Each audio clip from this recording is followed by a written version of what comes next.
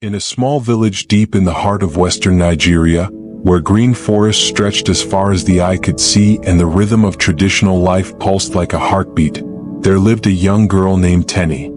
Her home was a simple mud brick house with a thatched roof, surrounded by tall trees with leaves that danced in the warm breeze and vibrant flowers that painted the landscape with splashes of color. Teni's village was not like the busy cities many people knew. Here, life moved with the seasons, with the rising and setting of the sun, and with the ancient traditions passed down through generations. Every morning, before the first roosters crow, Teni would wake up and help her parents prepare for the day's work. Her father, Adebayo, was a farmer with hands as strong as the wooden hoe he used to till the earth. His skin was dark and weathered, telling stories of years spent under the hot African sun. Each day he would walk to the fields at dawn, working tirelessly to grow crops that would feed his family and community. Corn, yams, and cassava were his main crops, carefully planted and nurtured with hope and hard work. Teni's mother, Folake, was a talented basket weaver. Her fingers moved with incredible skill, weaving intricate patterns using palm fronds and other natural materials. Her baskets were famous in the region and sought after by traders and locals alike. Each basket was a work of art, telling a story through its carefully constructed design. But it was Teni's grandmother, Mama Aisha, who had the most significant impact on her life. An elder respected by the entire village, Mama Aisha was a storyteller who kept the old traditions alive.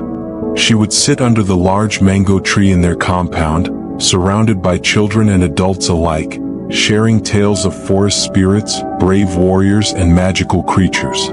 "The forest is alive," Mama Aisha would often say. "Every tree has a spirit, every wind carries a message, and every creature has a story to tell. You must learn to listen, my child." Teni loved these stories more than anything.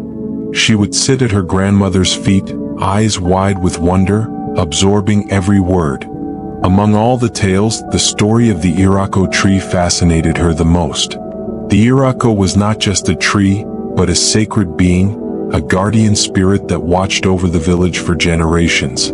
Located at the edge of the village, the Iroko tree was massive and ancient. Its trunk was wider than 3 grown men standing together, and its branches reached so high they seemed to touch the clouds. Local legends said the tree was older than the village itself, and that it had witnessed countless generations of people living, loving, and struggling. When Mama Aisha passed away the previous year, Teni had been devastated. But her grandmother's stories lived on in her heart, especially the tales about respecting nature and understanding the deeper connections between all living things. The summer that followed Mama Aisha's death was different. The rains, which usually came regularly, seemed to have forgotten the village. The earth cracked like broken pottery, and the once green fields turned brown and lifeless.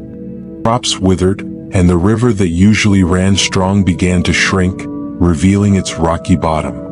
Farmers like Teni's father grew increasingly worried. Without rain, their crops would die and their families would face hunger.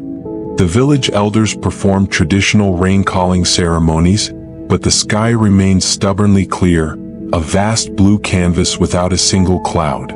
People began to whisper about moving away, about finding new lands where water was more plentiful.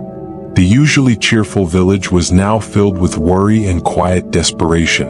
Teni watched her parents grow more anxious with each passing day. Her father would return from the fields looking more tired and worried, and her mother's beautiful basket seemed less vibrant, reflecting the drought's impact on their spirits. It was during one particularly hot night that everything changed.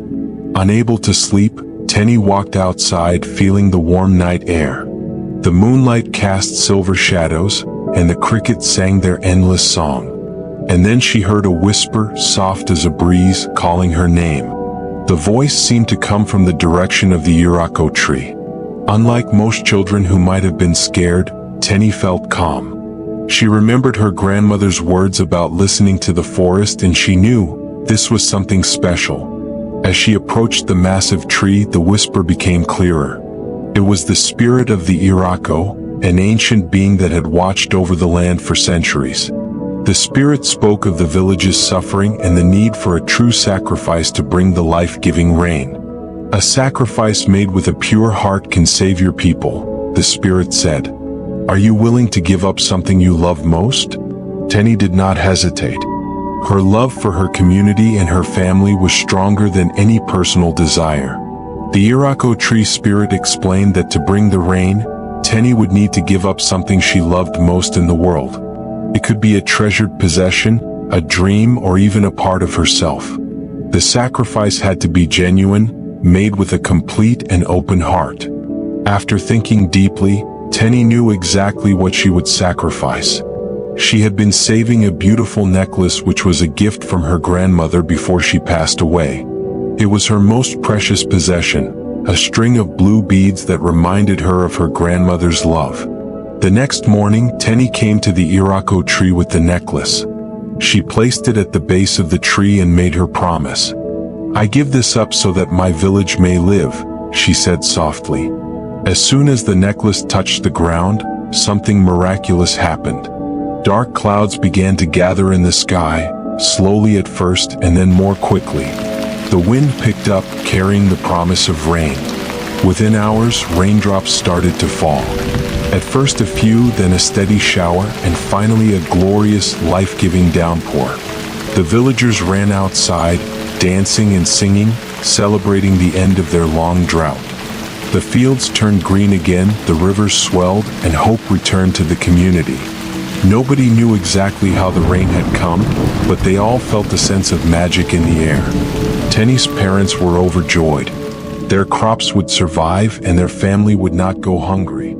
The Iroko tree continued to stand tall, a silent guardian watching over the village.